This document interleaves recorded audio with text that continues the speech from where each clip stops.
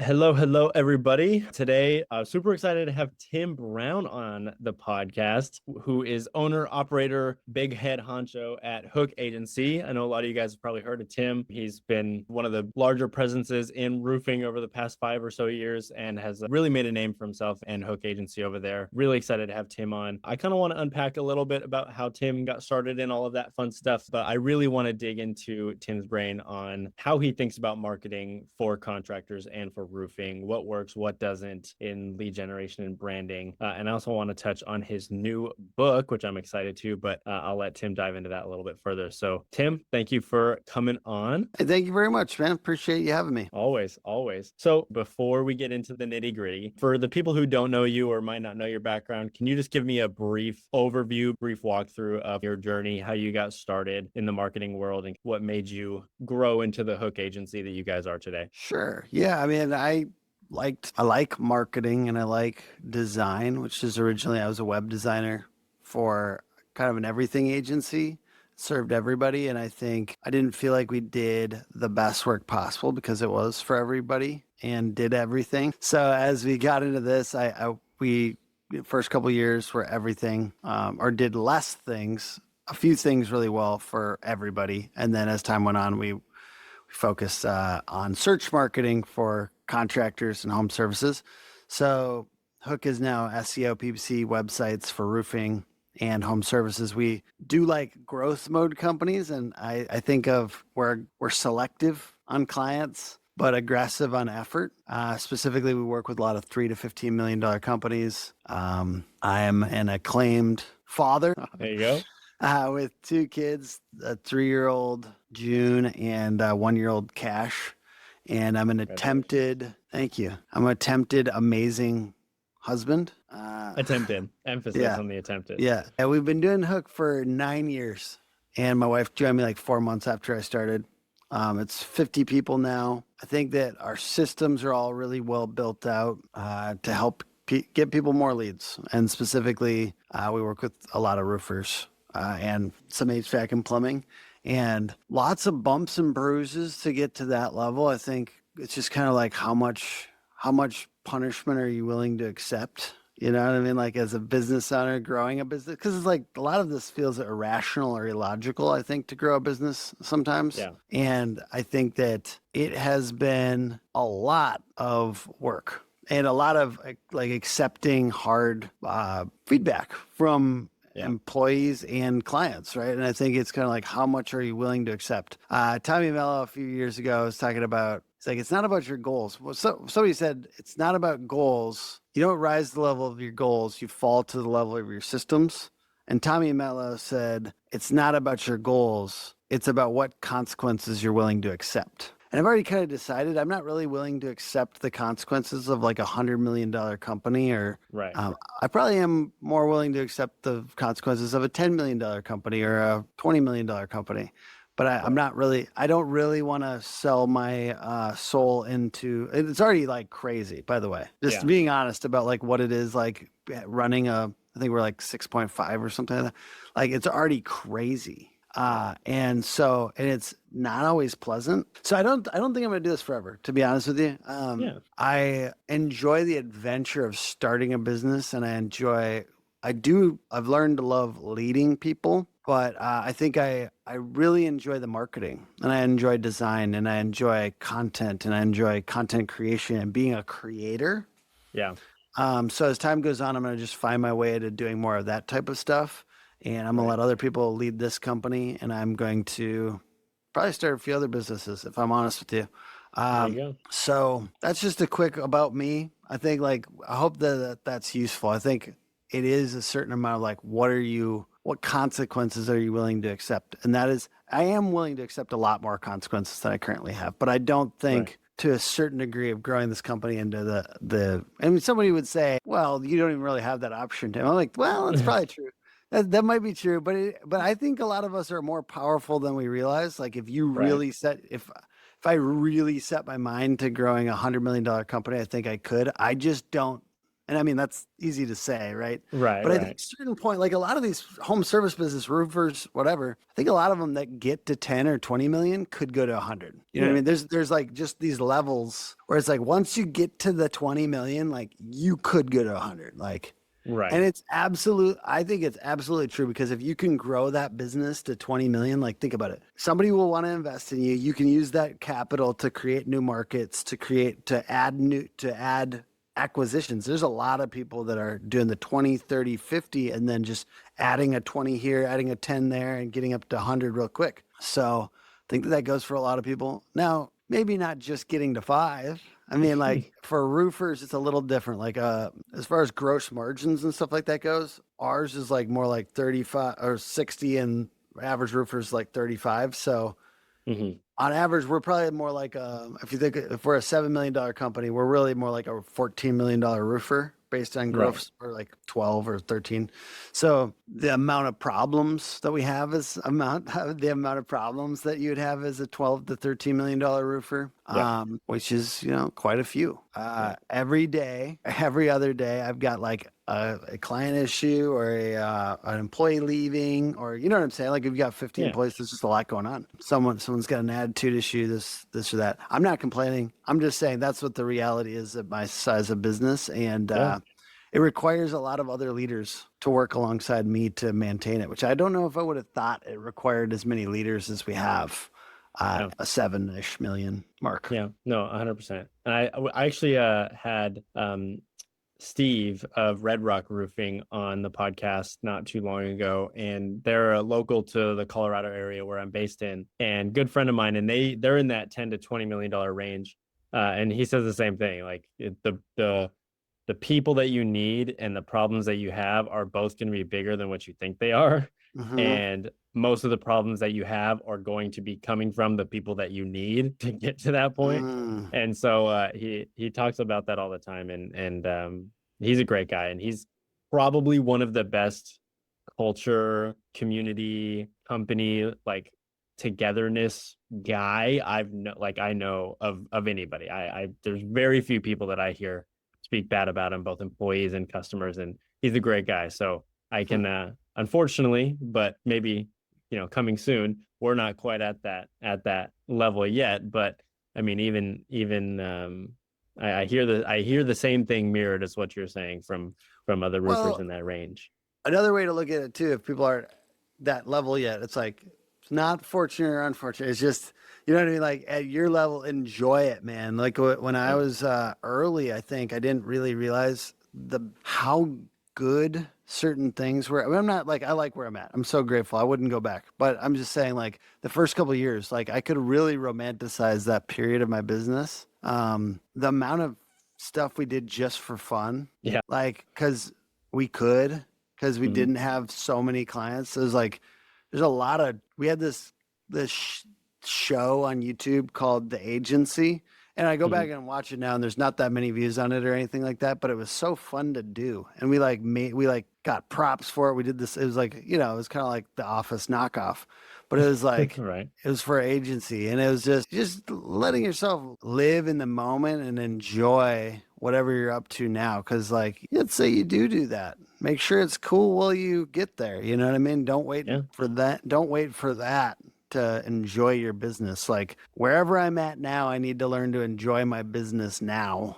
Is kind of like a theme I keep feeling because I don't know if it's like better or worse as you get bigger. It's just learning to enjoy what you got. Right. I think that's a theme I hear a lot of larger business owners saying as well. It's like, yeah, Hmm. okay, I sold for this much, or we hit this goal, whatever that might be, and that's cool. Don't get me wrong, but the part that was the most fun was the beginning and Mm. the upswing and actually getting there. Like that was the most fun part. Why do you think that is? Why do you think so many people say that? Well, there's a lot of people that start businesses are traditional like visionaries. Right. And there's a lot of fun things about starting a business. If you're a roofer, like making the yard signs, designing the brand, like getting the website, getting the everything out, getting it all, even signing the lease and, just like getting it all prepared at the beginning it's like an adventure and it's like scrappy and there's no, like you can't feel the failure as much. Whereas I really think it is once you're at a certain point, there's going to be failures every single day. Like, because of the amount of business you're doing. If you're doing a certain, I used to talk smack about these bigger agencies. And then Right. I realized, like, once I got bigger, that like they just had more customers. Right. So, like, if every 3 out of 100 clients had a bad experience, they just had 10 times the amount of clients. So that's 30 clients that were mad. And then Right. I like that would say something, like, so the amount of issues just goes up. So then you're dealing with issues every day. And if you're the type of person, if you're a visionary and you kind of like, you prided yourself, you're like this. I think sometimes visionaries are a little bit more like artists, a little, like you prided your sensitivity. And I might be out on the limb here, but you're sensitive, kind of like run and gun, pride yourself on getting the work done. And then as time goes on, it changes. The job changes entirely. So Mm. now my business, my job is no longer to run and gun and get shit done and be a example of productivity. At a company where it's 50 people, there's so many more important things to do, mainly being, and I'm like, I can romanticize this period too, being the executive function for the business, Yeah. being the adult in the room, not abdicating responsibility, making sure everyone on their right tracks, making sure the highest possible priority is getting the most possible resources and solving that completely until it's totally solved. The biggest hang up in the business, knowing what that is and then fixing it entirely, Right. and allocating resources until it's fixed entirely, right? That's the job now. That Yeah. is not what I originally signed up for. And I got a lot smarter along the way against my will to have to figure all that out. I didn't start smart. I started dumb as hell, which thank God, because I wouldn't have done it. Most people do. Right. Yeah. And now I do have some of that, but I started on just, hey, this guy's more productive than other people, and I think I should have my own business because I'm so productive. You know what I mean? Like Right. that's how I started, and maybe had a few good ideas.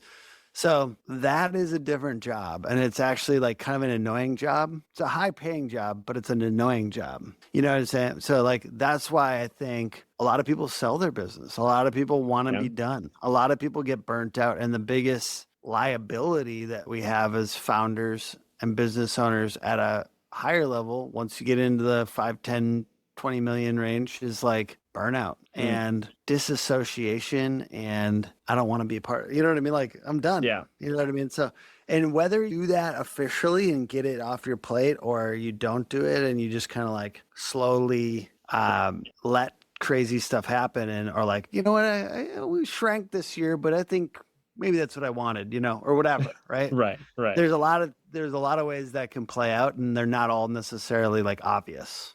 Yeah. 100%. And it's just like David, figuring out, yeah, go ahead. just figuring out a way to get back on. Like I am interested in this business and I want it to thrive is like Right. kind of the key there. How can you get back on that? Yeah. 100%. David Carroll, I was sparking some conversation either earlier this week or last week on Facebook on selling your business to PE or whoever that might be, and if people were interested in it. And I was fascinated by the comments because there's so much talk around anti-PE activity in home Yeah. service, and there's a lot of people who have very strong voices that don't like the fact that private equity is getting into home service. And so when I was reading into this conversation, I was so fascinated about how many people were home service business owners were all for selling. They're like, yeah, get me out of here. Right. Mm-hmm. And I think a lot of them made great points similar to what you're making of, if the goal of the business is to create financial freedom and freedom in general in life, I mean, why would you want to tie yourself to something that eventually you're going to have to put more effort into to be able to break through that new level, right? Which is why I think a lot of people get stuck in that kind of slow disassociation, like you mentioned, because they don't want to let go, but they don't want to. They're tired of putting in that effort that they have been for the past however many years to get to where they're at, and I see that making sense. I guess it's just 100% based on the person and who you are and what you want out of your life, but What are your thoughts on that whole scene of private equity getting in, scooping up a lot of these businesses? Some people love it, some people hate it. There's good things, there's bad things. What do you think? I see a lot of those comment threads, and I think the best part about being an online observer who doesn't always have to comment, Right. you can examine the source of comments and posts and determine whether you want to be like that person. True. And there are a lot of people weighing in on the subject of private equity that would never get bought by private equity. How are you going to hate on the club when you can't even get in? I think that's a song. It's a lyric. It always pissed me off because I'm pretty sure I couldn't get into a couple clubs, but I believe that is half of it. It's half of it is people that couldn't get purchased anyways. Like, dude, you don't have a business. Like, it's all you. No Right. offense. Like, I love you and I'm rooting for you. But like, systematize your business like private equity is going to buy you, even if you don't have private equity buy you. Like I think it's a really good mode to just always be preparing a little bit, like you're going to sell, and then maybe don't sell because then you have a business that's just churning out profit. Just runs without you.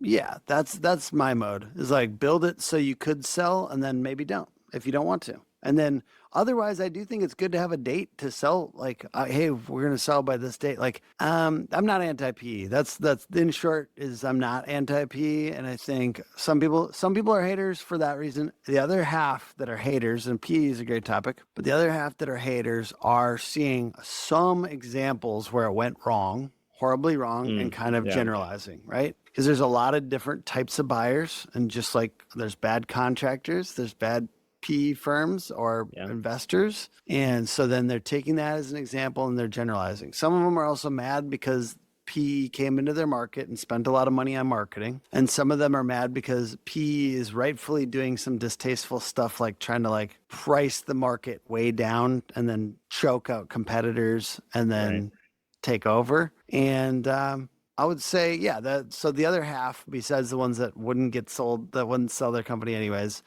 are probably rightfully looking at a handful of deals that went bad. And maybe there's a bunch, but it's not, I don't think it's even half. I think there's a lot of business owners out there that sell for a good chunk of money and then stop giving a fuck on social media because they don't care anymore because it's like they're off enjoying their life. Yeah. And I'm proud of them. I'm super proud of you. If you're able to do that, proud of you. And I even know some people like that, agency owners, different people. It's like they don't care anymore about the chatter on Facebook because they're not sitting there like us, like neurotically looking at social media because we think it's going to grow our business. Yeah. Thinking we're productive, scrolling. Yeah. Clients are just going to pop up on your feed. Yeah. Dopamine addiction disguised as biz dev. Yeah. Real. I think one of the big pieces you mentioned was how a lot of people think PE is just going to come in. Not a lot. Some people think that PE is going to come in, spend a lot on marketing, price them out in terms of marketing. They can't compete. And then they're kind of at a loss because they can't get customers because they're too expensive. You as the overall marketing guru of all, I don't even know if guru is the right word. Guru is like a derogatory term nowadays. I'll say I like being called the derogatory word. It keeps me alert. There you go. Keeps you on your toes. But you as someone who is well renowned in the space, especially on Google, because I know you guys are search focused, right? Google focused. Yeah. And that's what, especially, I think a majority of this conversation comes from things like PPC and LSA, where things have been getting more and more expensive. What are your thoughts on that? I mean, everyone says it's a pay to play game. Yeah. There's a lot of different pillars that a lot of people don't think about. Can you talk to us a little bit about that? In most situations, that's not the case. Where, yes, PPC is more expensive, but most of the time you could be competitive if you just have a good sales process and can sell 30%. Like sell 30%. Get really good at sales. Because I think they're not coming in with insane, crazy firepower. They're just coming in with best practice, basic, decent stuff. So if I would say, it's like almost not a marketing problem. If it was me, I would think about sales enablement with marketing minded people. A lot of times the tail's wagging the dog where sales is telling marketing what to do. What if you took marketing people and you said, hey, what should our proposal look like? And you took designers and you said, what should our presentation look like? Mhm. And you took like a little bit more intention on your like follow-up texting and your emails for people in the sales funnel, but did it in a marketing way. I think sales enablement is probably the easier move here versus like fixing, because a lot of you have people in your funnel, you're just not like, look at that close rate first. Let's look at the close rate. So if the close rate is good, if it's over 30%, then let's move on to the next thing, which I think is like, yes, in some cases, PPC and search is going to be a little too expensive. And then it goes into stuff that I don't sell, which, you know, I do cover in this book, How to Become a Hometown Hero. Go check it out. We got really cool people like Marcus Sheridan, Tommy Mel, Martin Pettigrew, John Cenac, other beasts in roofing. It's the local stuff that's really hard to duplicate as a private equity firm who's investing kind of like almost spreadsheet style across the markets that you're serving, because it's not one, right? They're not just investing in, you know, what I'm trying to think, Milwaukee, Wisconsin. I'm trying to think of a city name. Milwaukee. I got one. There you go. I got they're not just thinking about Milwaukee. They're thinking about 20 cities that they're investing in, right? So they aren't sitting there like studying the local charities and the local events and the local food shelf to figure out like, how can we like deeply involve ourselves in the community and create goodwill. They're not doing these. And I think like, even when you think of Milwaukee, I'm thinking the surrounding suburbs that are like ripe for like super grippy marketing in their tight little locations, you know, and I mean that in every way possible. Wow. And I think like there's What a a lot, sentence. there's a lot of people that are ignoring tight markets because they want to dominate their big city, right? So I think that that's another thing, like the tight market, the location specificity, the local goodwill, the local events. That's what I would do if it's me.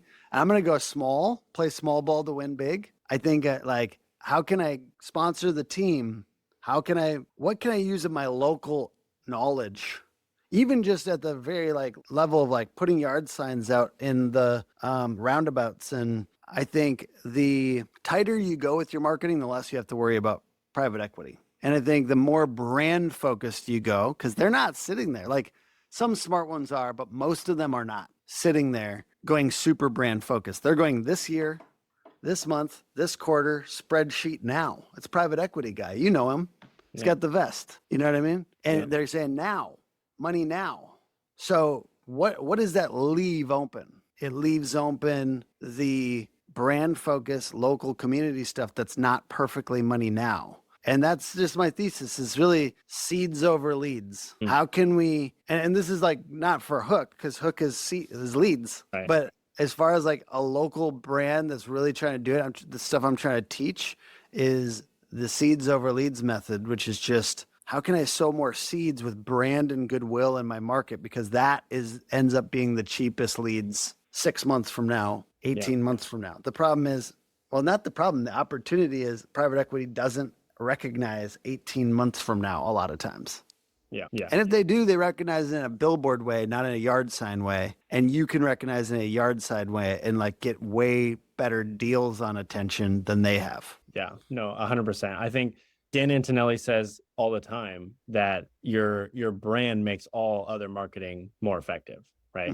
Your ads, your SEO, the more aware you are in your brand, the better your other marketing is going to convert, right? Because people you gotta make them feel something, and he does it with like cute stuff, right? Like he's like, it's cute puppy or something, you know. And you can make them feel it more with local. Like there's a lot of ways to do that though. There's cute, and then there's sticky. There's iconic.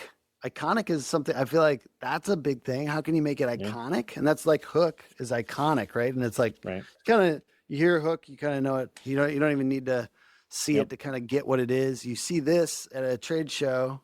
You don't need to know that it's Hook Agency. It's just, you've seen that a lot. And now you have maybe, hopefully, positive connotations. So how can we make them feel something good? So I think if people just simplify it down to that, to like simple name, clear logo, how can you make them feel something good?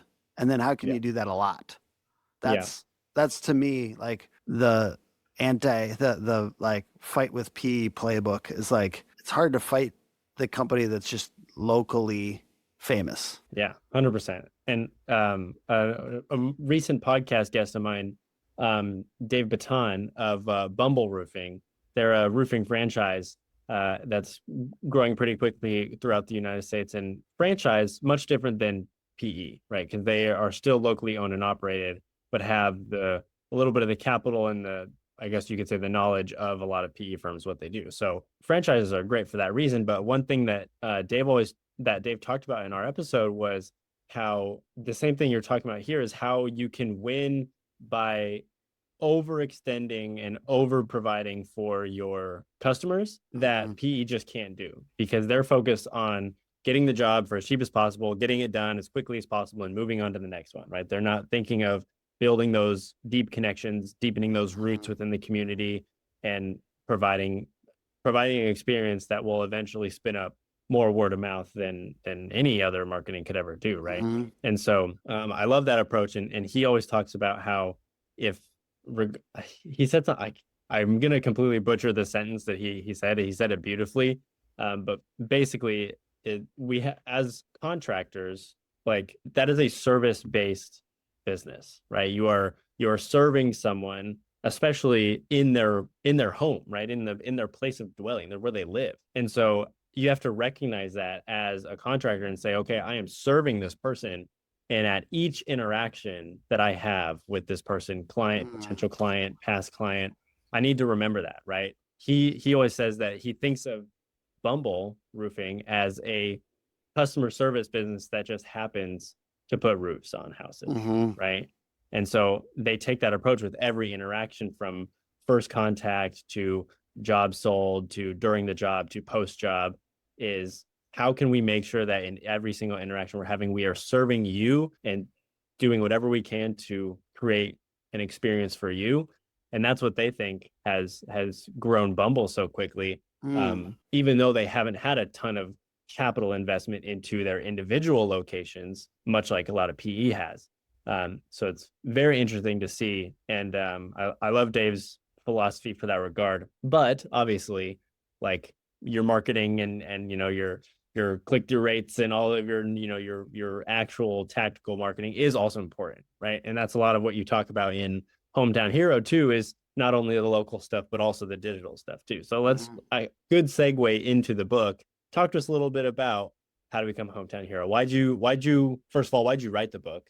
And then second of all, let's dive into some of the concepts in there that you want to talk about. Yeah, I think that I wrote the book because I wanted it to market my company. That's the truth. That's fair. Yeah. But yeah, the book is I think as I got into it, I feel like honestly it became bigger as I got into it, because I was talking to a lot of people that are super deeply involved in actually charitable stuff and community driven stuff. And I realized that some of, like, a lot of the people that I look up to, that was like the theme, So I think that, like, it's like very, not just like people that have great lives and are super positive people that I like. It's also people that are wildly successful.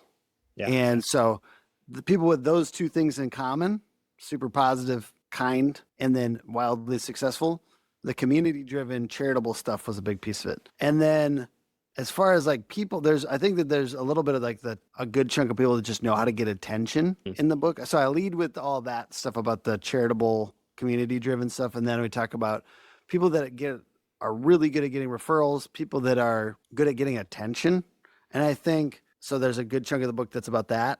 It's like another a third that's about that. And I think that putting yourself out there, being willing to put yourself out there, because no one knows what it takes. Like, as a founder, you have this crash test dummy of a self, where you need to be willing to put yourself out there. And I think that that's what that chunk of people has in common. They're really willing to put themselves out there. Even if people are going to be negative, they're willing to throw themselves out there and try things and be crazy and have fun and study what gets attention. And then attention by itself is not shit. Hey, like, what is that? All attention is good attention.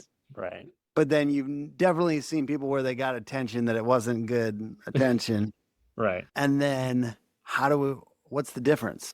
What is good attention? And I think that's kind of what the book is about. Like, what is good attention? And the last half is talking about being locally famous. and almost like creating, I kind of give my own playbook in here, and what I've done in roofing and beyond is like around like using influencers, getting really good at Google, like this is Mm, all stuff I've used to build my business, and staying super consistent in a tight area.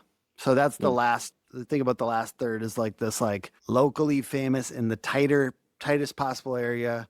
I think in like terms like 100,000 people. But there's that quote about if you could just have 1,000 true fans, then that will spread the word for you. And I yeah. think if people could just be on their hunt for their 1,000 5-star reviews, you know what I mean? That will make your life. If you Yeah. could just get 1,000 true fans and if you could just be on the hunt for that 1,000 5-star reviews, like you will eat for the rest of your life, right? Because if you help 1,000 people, that will spread the word. And like I talk about my mom in this book, and she was a house cleaner when I was growing up, and I would be along the ride for those, like watching Woody Woodpecker, and she's cleaning, and she'd be praying for people while she's doing it. And I think like that deeper like focus on service, it's kind of Mm, like hopefully the ultimate takeaway from the book, which is like if we can all have some level of meaning and purpose in our work. I think that is another thing that spreads the word about us. But even beyond that, like that's great marketing, right? If you just had a spirit of service with every home you went into, it is a great marketing thing. If you're a customer service company that does roofing, that's the best possible marketing you could have. yeah. And as well, it's a better way to live. You're gonna have a better day if you do that. Yeah. Because Yeah. like beyond all this marketing stuff and like selling more deals and us all growing our business, like take me in any random day in any era of my life, and if I was in that mode, I'm gonna have a better day. Yeah. You know what I mean? So we might as well do what we also enjoy, and I think that's part of what I'm trying to do too, is do what I love and try to Mm, like figure out how to love what I do. If some days it's not exactly like that, right? right. But in the meantime, even if because she was scrubbing toilets, it's not like she loved scrubbing toilets, Right. but she had she had purpose and meaning behind that because she was helping these people have a better life, and she thought about it that way. All of our jobs can either be, man, this is a shit job, I'm scrubbing toilets, or it can be I'm gonna pray for these people while I'm doing this, and I want them to have a good feeling after I leave today. I want them to, and for her it was like praying for them, but I'm like, if I have this spirit of service and I like want them to have a good day, I'm going to have a better time because she's thinking a little bit less about herself and a little bit more about who she's serving. And I think Yeah. she had a lot of great days because of that, you know? Yeah. No, I love that. And one thing that I wanted to peel off there was the concept of getting your 1,000 raving fans, right? Mhm. How do you dive into what you think is the way you actually do, right? Because a lot of people talk Mm. about, yeah, just get your 1,000 raving fans and then you'll be golden, right? And then people are like, great, Hmm. what do I do, right? So what are those processes that turn people into lifelong fans? Sorry, I'm going to go back to my mom for a second. Please do. I think because she had like a packed house at her funeral. And a lot of people came up to me and said the same thing. They said, your mom was just so present with people while they were with her, and she always acted like everybody mattered. Mm, And I'm terrible at that, and I'm working on it. I'm getting better and better every day at that because I'm attempting, right? Like I think I've had other times in my life where I'm just like, fuck, dude, I'm just doing business. I'm just gotta go, go, go. Like, but it's like if we can kind of go towards that mode. I'm trying to say this without being preachy because I'm not good at it. I'm working on it. But it's in her case, it was just being present with people when she was with them and like acting like they mattered a lot. mm, That is it. There's mm. no way to market your way out of that if you're not willing to do that. Right. Right? So like I think like just starting with that, I think it's probably the best way. And like I could say a bunch of marketing stuff too, but that's probably it. You know Start what I with the mean? Like core of, and caring about people. yeah, and creating a culture where that's like the common thing. Yeah. And I mean, I've been preaching it, but I don't know if I've always been exemplifying it, you know? Right. I think like as a leader, you kind of gotta. Like some people would say, "Oh, okay, well I got to tell my people how to do that." It's like, "Do you?" Yeah. Or you just got to show them. Yeah. And I'm like I hate talking about stuff that I'm still like really working on sometimes because I want to be like a good example of it. But I have definitely this last few years just realized like if I can't exemplify it, then I really can't expect it from Yeah. my people. And so I think it's getting better about being a good example for your people. And I think it doesn't mean that I get to hang out with all 50 of my employees all the time and show them, hey, this is what caring. But I do hang out. I do go take them to lunch and try to care about, 5, 10 new ones every month, because I'm trying to like make sure that I'm represented in the business well, and that I do listen and I do care. But I think it's more like focusing on yourself and your family, and maybe like the 5 leaders. If you've got a bigger company, it's like, who can I affect? It's like my 3 people that are leading alongside me, and maybe these 5 people, like trying to be more an example, and then focusing on the people right around you. Yeah. Leading from the front is one of the most powerful things that I've kind of learned about over the few years of just my early entrepreneurial journey, is how important it is to lead from the front, not only for your coworkers and the people around you and the people that you lead, but also for clients and also yourself. I think leading from the front is one of the best self-development tools that you can have, because you are kind of forced by the other people around you, not literally but figuratively, to be better, right? Because you're doing it for them. And I think the same thing for the clients. I mean, recently we landed a really large deal with a franchise in the fencing space, and it's kind of forced myself and the team and the people who work with me to be way better in not only the product, but also in our communication and in our ability to take feedback and our ability to adjust if needed, and all of these things.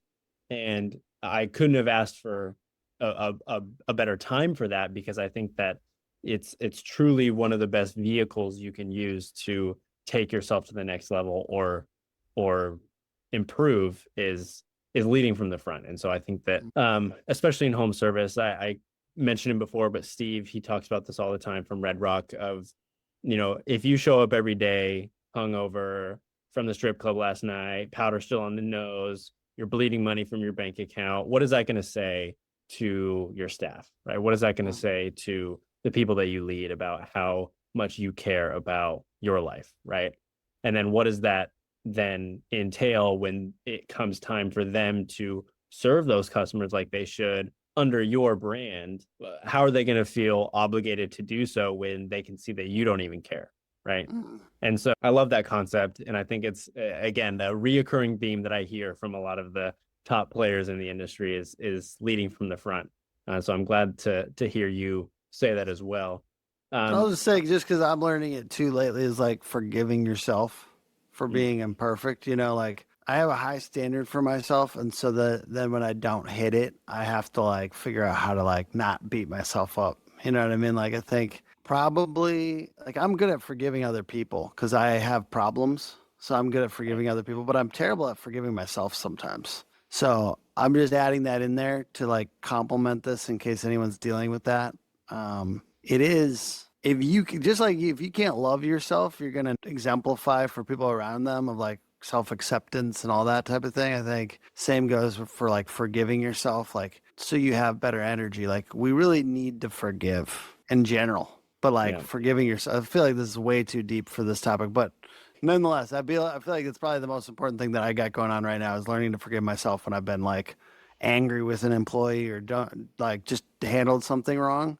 Yeah. And I need to learn that. Like that's crucial. 100%. 100%. Changing gears for a moment, I want to briefly talk about some tactics, some more tactical advice. Oh yeah. From you. Let's talk about marketing channels and how you guys are search focused and really focused on Google.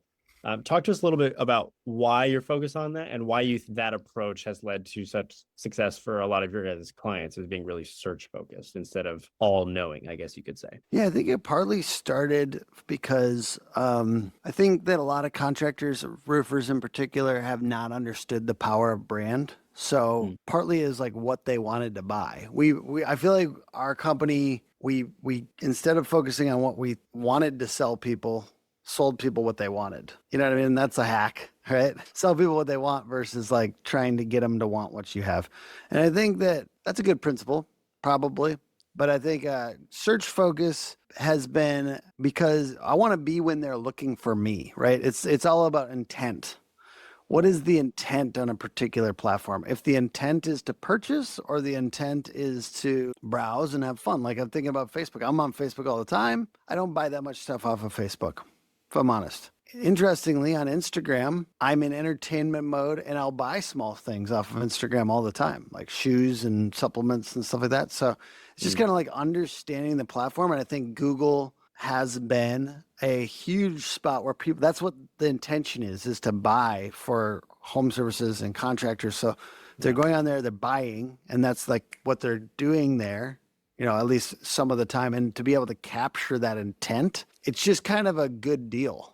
It's a good deal until it's not a good deal. And I think that that's where it's hard because you're right. It is very expensive.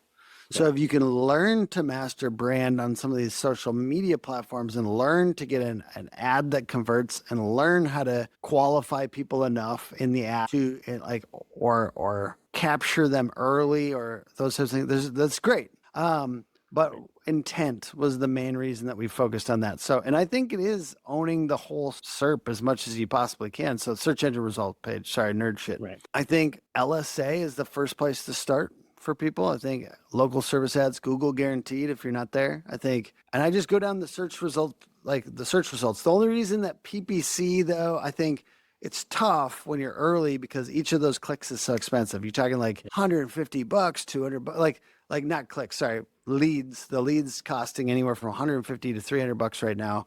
And it's very expensive. And so if you're early, it's like, let's not be too crazy about our PPC spend.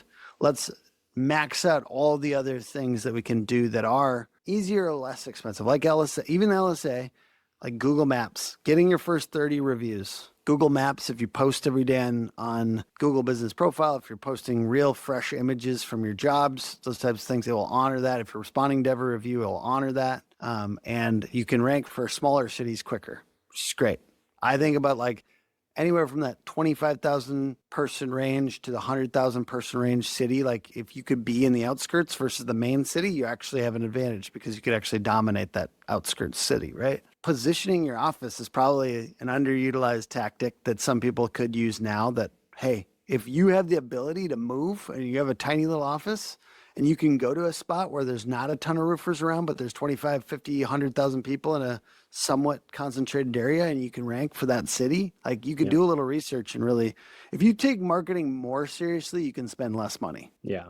Right. And some of those things are like putting the office in the right spot, focusing on the most important ones first. I think Google Maps and LSA are the biggest ones. Yeah. Right out the gate for a lot of people, even if you're scaling up from like 3 to 10, like max those things out, do everything you possibly can. It's free and cheap first, and then get into Google PPC. And then I think like the organic spots, the reason I'm still like so gung ho on that is just, it might be effort, but you really can do effort yourself there. Like, and you could take if your time is worth less than your money at the moment, like some people say their money is, they'd rather throw money at it.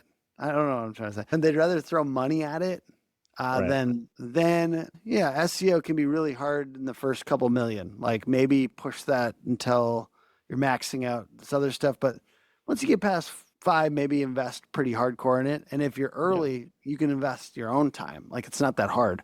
Hookagency.com/DIY. We have a 17 video course where we teach you how to do SEO from scratch. It's free. It's a YouTube playlist, really. Hookagency.com/DIY. We teach people how to do it. The thing is that you got to go hard. Otherwise, don't spend your time. Like if you're early and you could work on it 4 hours on every Saturday, you could do SEO pretty well, cheaply by yourself. So I like it for that. And I like it like as you're passing that 3 to 5 million range where you actually, Google search is relevant for you. And in some smaller cities, it's not. So that's another thing people tactically should look at. In your city, how much search volume is there? Right. In smaller and super small areas, there's a chance trying to figure out if it's going to make you money. You know what I mean? Right. And then in super large areas, like you're in the middle of Houston or Dallas or something like that, it might not be the best. You got to do some like competitive analysis and really some deduction about whether it's the right fit. Right. Medium-sized cities, outskirts cities, all these types of things, you have a lot of opportunity to make money with it. So tactically, I kind of go down the search engine result page and kind of prioritize based on that, and a little bit of like what costs money, what's free and easy, those types of things to qualify when I think about what somebody should be doing at their size. I like that. It's a maybe a coincidence, maybe not a coincidence that the priority of what someone should focus on actually follows the up and down of the results page. And I would say maybe not perfectly, because I think ultimately Google Maps, like right out the gate, should be people's. That's the only one that kind of like might slide out of that and go into number one, just because it's like not really money that makes you rank there. Like, and it's so good. Like the click-through rate, it's big and visual. So that's the only one that might slide out of that a little bit. But yeah. Yeah, no, I agree. I think Google Maps is, if no one has already put the time and the effort to optimize the Google Maps listing or whatever it might be, serious effort should be put there for at least a little bit. I mean, the return is the return is insane, and the quality of lead that you get from Google Maps is also really, really good. But we have a service for that, by the way, too. It's called rankmap.ai. So would love to see if you guys check that out. We post on there every single day for you. With AI, we're like responding to reviews for you, that type of stuff. So lots of opportunity there, and that's pretty cheap service through us as well. So yeah, there you go. Out of kind of the breadth that you have in the marketing world, what are a lot of mistakes that you see contractors making in their marketing? Maybe because they don't know any better, or maybe because they don't want to put in the time or the effort. What are a lot of mistakes that you see? Thinking somebody else is going to solve it for you. I think that like taking as much of personal responsibility for your marketing is the best thing you can possibly do. And being the general contractor of your marketing, I think, and then subbing things out, right? Like finding specialists and different things to get it done. I think thinking software is going to fix everything. Like everything we do, even with AI, is also like it's human plus AI. And I think, in marketing, like thinking software is going to fix everything for you. There's a lot of great tools out there. A lot of them I want.